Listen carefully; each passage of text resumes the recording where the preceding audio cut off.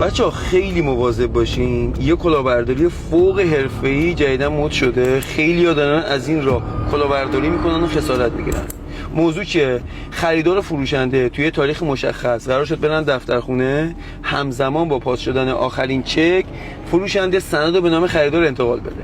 خریدار روز سند زدن زنگ میزنه به فروشنده، میگه آقا من یه مشکلی برام پیش اومد، امروز نمیتونم بیام دفترخونه، اگه میشه فردا بریم سند بزنیم. فروشنده هم نمیدونه، میگه باشه.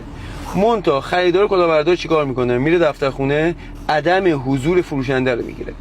فردا فروشنده زنگ میزنه به خریدار، میگه آقا بریم دفترخونه که سند بزنیم. خریدار بهش میگه آقا من دیروز رفتم دفترخونه، آماده سند زدن بودم، شما تشریف نیاوردی.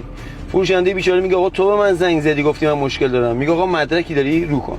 من اگه بودم حتما به هر دلیلی خریدار نمی اومد میرفتم دفترخونه، عدم حضورش میگرفتم. دومین راه اینه که تا قبل ساعت اداری بهش بگیم بیاین همین موضوع رو صورت جلسه کنیم، امضا اصلا انگشت بگیرین ازش. سومین موضوع، خیلی میگن آقا بهونه‌شون اینه که آقا ما راهمون دوره نمیتونیم این کارا رو انجام بدیم.